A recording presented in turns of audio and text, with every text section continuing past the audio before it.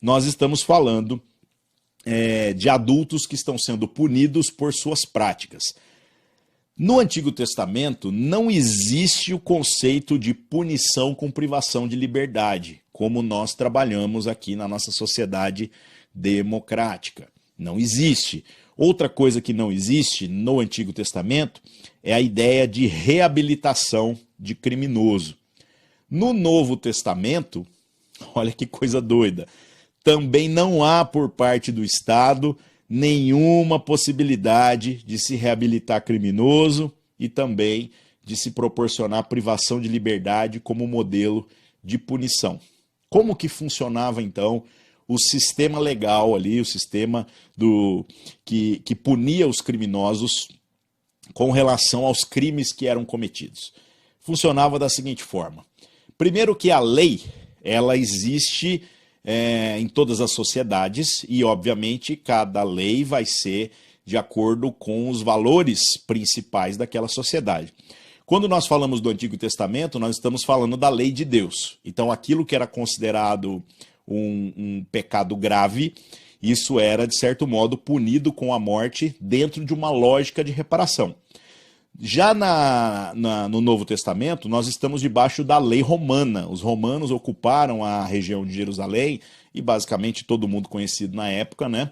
E por conta disso, os romanos faziam com que a vontade de César e todas as suas legislações fossem levadas ao pé da letra. Agora, há uma coisa parecida em ambas as legislações, tanto as legislações de 2000 anos atrás, no Novo Testamento, quanto a lei de Deus lá no Antigo Testamento, né? O que há de parecido é que não existe, como eu falei, esse conceito de substituição de pena. Então, por exemplo, eu roubo você e ao invés de eu ter que te reparar, eu substituo a minha punição por uma privação de liberdade. Isso não existia. E outra coisa que não existia é a ideia de reabilitação. Então a única coisa que o sistema judiciário trabalhava na antiguidade era a lógica da reparação. Como que funcionava a lógica da reparação? Funcionava assim. Se eu fui pego roubando, eu tinha que devolver em dobro. Aí você fala assim, não, mas peraí, em dobro? Eu não deveria ter que devolver a mesma coisa? Pois é. Mas a lei de Deus trabalhava o seguinte princípio. Se você pega um negócio e depois você tem que devolver só aquele negócio, então, de certo modo, é até vantajoso pegar algumas coisas aí emprestadas de vez em quando, né? Então, se a pessoa fosse pega, né, roubando alguma coisa, ela deveria devolver em dobro. Para que servia a cadeia no Antigo Testamento e até no Novo Testamento? Servia para o seguinte: se essa pessoa ainda está no processo de julgamento, se essa pessoa ainda não tem condições de pagar a sua dívida, então ela permanece na cadeia durante um tempo. E na antiguidade a situação é até mais pesada, na sociedade grega também. Se uma pessoa, por uma razão dessas, ela adquire uma dívida que ela não é capaz de pagar, então ela se tornava escravo daquela pessoa que ela devia o dinheiro, né? Ah, mas ela devia dinheiro por quê? Porque ela roubou e agora ela tinha que retribuir 2 vezes mais. O Antigo Testamento trabalha sempre com esta lógica. O Antigo Testamento também é muito duro no que se refere a essa lógica da reparação, né? Quando você pega lá Levítico 24 e Êxodo 22, que fala, por exemplo, que se uma pessoa, quando ela vai roubar algum bem, ela está roubando aquilo que é a fonte de renda daquele que foi roubado, então ela não deve devolver 2 vezes mais. Ela deve devolver 4 vezes mais. Há uma punição maior por conta da gravidade do crime que ela cometeu. E, obviamente, havia também uma lógica, que é a lógica do olho por olho, dente por dente, que todo mundo conhece, que diz que se você matou alguém, a pena para você é a pena de morte, né? Uma pena bíblica, uma pena que não foi por Deus revogada, mas foi adiada, pois se nós não endireitarmos a nossa vida e não passarmos a viver agora com verdadeiro arrependimento, segundo a vontade de Deus expressa na pessoa de Cristo Jesus, no dia do juízo nós iremos sofrer a punição da lei. E olho por olho, dente por dente, nós iremos pagar pelo preço dos nossos pecados. Então engana-se quem acredita que a lei de Deus foi revogada. Muito pelo contrário. A proposta de Cristo é que a gente exceda o cumprimento da lei por uma transformação de entendimento que a graça traz a nós. Mas vamos voltar agora à questão civil. No Antigo Testamento, é assim que a lei se aplicava. Se o cara cortou o braço de alguém, a gente corta o braço dele. Se ele matou o meu filho, eu mato ele. É assim que funcionava, né? Ah, mas e os casos de legítima defesa? Se você parar para ler Levítico 24 e Êxodo 22, você vai ver também os detalhes. Se alguém pulasse na sua casa à noite e você matasse essa pessoa, não havia punição de nenhuma espécie, pois quem pula na casa dos outros de madrugada é criminoso e todo mundo conhecia perfeitamente esta lei. Esta lei era lida regularmente para que todos soubessem das consequências.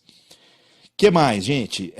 Se uma pessoa matasse outra pessoa por acidente, né, vamos dizer que foi um crime culposo, algo que ela não teve a intenção, e ela fosse então apontada nesse sentido, não como alguém que quis matar, mas como um acidente que matou, pode acontecer de que a família daquele que foi morto viesse a reivindicar a reparação. Então sabe o que havia lá no Antigo Testamento? Uma lógica muito simples. Essa pessoa que matou, ela poderia se refugiar numa cidade distante, então haviam cidades-refúgio, onde então ele vazava para lá, ele emigrava para lá, e lá ele não poderia ser morto, né? Então esse era o jeito de trabalhar no Antigo Testamento. Aí você diz, e no Novo Testamento? No Novo Testamento os preceitos são absolutamente os mesmos, só que agora a maneira de se aplicar a lei não está mais debaixo da ética teocrática da Escritura. O que se considera como certo ou como errado, para então se aplicar as punições, das quais inclusive a punição à morte era algo muito comum, era a vontade do Estado romano, né, que estava concentrado nos interesses do imperador César. Exatamente por conta disso, o que é que aconteceu? Condenaram Cristo porque acusaram-no do crime de sedição, de juntar pessoas e, de certo modo, se afirmar rei ali na Judéia, e isso entrou em confronto com os fariseus, os saduceus, e estes fizeram com que os romanos aplicassem, então, a pena de morte como se ele tivesse feito um levante contra o próprio César. Então essa caiu na conta do César, sem o César nem sequer tomar conhecimento. Mas a lógica da reparação era um conceito perfeitamente natural para todo cristão do Novo Testamento. Tanto isso era que nós vemos em várias ocasiões em que a aplicação da pena de morte ou a citação da pena capital, uma naturalidade assim surpreendente. Ninguém critica a pena de morte. O que essas pessoas criticam é o julgamento que faz com que a pena seja aplicada ou não, né? Onde que, por exemplo, a gente vê esse tipo de coisa? Nós vemos, por exemplo, que o próprio Jesus, que disse que aquele que lançar a mão da espada, pela espada vai morrer, o próprio Jesus foi quem diz para os seus discípulos em Lucas 22:36 que aquele que não tinha uma espada deveria comprar uma espada e adquiri-la. Ou seja, por que Jesus mandou comprar a espada e posteriormente Jesus falou que aquele que lança a mão da espada naquele contexto iria morrer pela mão da espada? Então ter a espada, e espada serve só para uma coisa, não serve para abrir carta, não serve para cortar carne de bife, não serve de enfeite, tá? Espada serve só para uma coisa. Agora, quando Pedro, na crucificação de Jesus, lança a mão da espada para ir de encontro aos soldados romanos que vieram prendê-lo, o que acontece? Jesus fala para ele guardar a espada, pois se ele usar dessa espada de maneira equivocada, se ele lançar a mão da espada, ele obviamente vai morrer pela espada. Ou seja, haveria justiça de que aqueles soldados matassem Pedro por conta dele estar confrontando a autoridade. Onde eu quero chegar com essa história toda, meus irmãos? Quando nós estamos falando da pena de morte, nós estamos falando de uma lógica de reparação que, obviamente, mesmo que o Estado, mesmo que o nosso contrato social não faça nenhuma reparação, é algo que Deus irá cobrar no tempo oportuno, né? Aquele que não endireitar a sua vida, aquele que não agora passar a viver segundo a vontade de Deus, essa pessoa vai penar na mão dele. Mas o contrato social, uma vez estabelecido, ou seja, as nossas legislações, aquilo que são as nossas leis, aquilo que são as coisas que são consideradas como práticas criminosas e as suas devidas punições, a Escritura não bate de frente com esse tipo de coisa, mesmo que a punição seja a ideia da pena capital. Aliás, absurda é a maneira pela qual o nosso sistema trabalha. Essa lógica de que o bandido é uma vítima e de que o bandido, de certo modo, precisa ser preservado, né? Então, a Bíblia está falando que bandido bom é bandido morto? Não, a Bíblia está falando que bom é não ser bandido, sabe? Que se o cara é bandido, o que ele tem que fazer? Ele tem que reparar o seu erro. Na nossa sociedade, a reparação é por privação de liberdade. E está mais do que provado que não repara nada, né? No nosso país, se instituísse uma pena de morte para determinados crimes, a Escritura não entra em conflito com isso de maneira alguma. Não há um empecilho bíblico para que a gente considere a pena de morte como um caminho viável. Beleza? Que o adulto, ele faz as coisas com consciência, né? Ele já foi instruído ao longo da sua vida a respeito daquilo que pode, daquilo que é certo e daquilo que é errado. E as suas decisões, as suas escolhas num nível pessoal fazem com que ele arque com as consequências, inclusive as consequências que levem a ele a uma punição capital. Triste, né? Mas esta é a maneira que a Escritura trabalha pra gente. Vamos lá. Primeira pergunta aqui de hoje é do Hebron Williams. Ele diz assim, ó: em muitas leis do Velho Testamento continham a pena de morte para estupro, homicídio, lei do sábado, e até caso alguém fosse roubado, a pessoa poderia matar em legítima defesa. Hoje, na época da graça, como conseguiríamos conciliar todas essas questões que o próprio Deus designou? Então, Hebron, eu não vejo dificuldade alguma de se aplicar o mandamento do Antigo Testamento no que se refere à sua aplicação civil, né, como lei civil, na sociedade em que a gente está. Honestamente, não há dificuldade nenhuma. Porque, na verdade, o que Jesus está falando para nós, quando ele diz do olho por olho e dente por dente, ele não está falando do Estado, ele está falando dos indivíduos. Ele está dizendo que essa lei, como uma máxima espiritual, fará com que nós sejamos julgados por Deus na mesma medida em que nós aplicamos julgamentos sobre a vida das demais pessoas. Mas o Estado constituído, ele possui um caráter de exceção. E nós vemos isso em Romanos capítulo 13, quando a própria Escritura afirma que os governos estabelecidos, né, eles possuem uma autoridade de Deus para ser a espada que pune, né? Ou seja, para que serve a espada, gente? Espada não é para bater na bunda dos outros. Espada não é para levar para cadeia.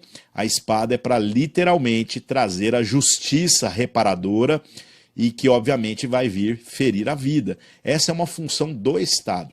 De certo modo, é como se a gente dissesse assim: esses preceitos de reparação, no que se refere ao indivíduo, eles são práticas que se tornaram pecaminosas, porque todos nós, quando comparamos a nossa vida com a de qualquer pessoa, que nós, de certo modo, temos um desejo de julgar, um desejo de condenar, nós, obviamente, teremos que nos tornar misericordiosos, porque Deus teve misericórdia de nós, né? Nós pecamos de maneira diferente, mas todos nós estamos no mesmo abismo. Agora, com relação à infração da lei civil, ou seja, não apenas daquilo que o cara fez com relação à minha pessoa, ou à minha família, ou à minha propriedade, mas com relação ao crime que isso representa perante toda a nossa sociedade, aí sim o Estado possui o dever de ir lá e exercer o juízo necessário. E segundo qual medida de força? A medida que for estabelecida no contrato social, sendo que a pena capital era algo perfeitamente normal e deveria ser para a gente também. Tá? Desde que seja o acordado, desde que seja o que está na lei, se a pessoa não concorda, ela pode ir embora, ela pode ir para outro país, certo? Aí você diz assim, mas isso não é muito pesado, não. Gente, é simples, não quer morrer, não quer ir para cadeia, não mata, não rouba, não faz esse tipo de coisa. Isso é até óbvio, né, gente? A gente sabe, estatisticamente, que a existência de pena de morte não faz com que as pessoas cometam menos crimes, certo? A única coisa que a pena capital traz é o fim da reincidência. Pois uma pessoa que foi pega cometendo estupro, quando ela é condenada à morte, ela nunca mais vai estuprar novamente. E eu creio que o propósito, dentro de uma ótica de reparação, está pensando nisso, né? Então foi reparado, olho por olho, dente por dente, o Estado é que está fazendo, não eu, ponto, acabou. O único caso em que a Escritura traz no Antigo Testamento, e a gente vê que isso não fere o Novo Testamento de forma alguma, é a ideia da legítima defesa, né? Pois considerando essa sacralidade da vida, essa santidade da vida, nós não devemos permitir que a vida seja tirada de graça. Né? Então, por exemplo, vem um cara e fala, não, eu vou te matar, vou matar sua família e tudo mais. Não tem condição. Né? Se um cristão simplesmente não fizer nada, havendo possibilidade de que algo seja feito, ele está pecando por omissão. Ele não está dando a sua vida para defender essa sacralidade, essa santidade da vida que se expressa em todas as pessoas. Então a defesa não é apenas a defesa de si mesmo, mas é a defesa do outro que sofre algum tipo de violência que venha a ferir a sua integridade. Beleza? Então não há diferença entre o Antigo Testamento e o Novo Testamento. Você vê que os discípulos de Jesus consideravam a pena capital como algo natural. O próprio Paulo, quando é preso, ele questiona isso. Né? Ele vira e fala. Ele fala assim, o que eu fiz que me torna digno de morte? O Jesus também, quando está lá no tribunal, ele também questiona isso. E então o que acontece? Paulo ainda é mais ousado, né? Porque Paulo diz assim, se eu fiz alguma coisa que me torne digno de morte, diga o que foi e eu não me recuso a morrer. Ou seja, ele aceita completamente a aplicação da pena, desde que o crime esteja devidamente identificado e denunciado e ele tenha o seu julgamento. Né?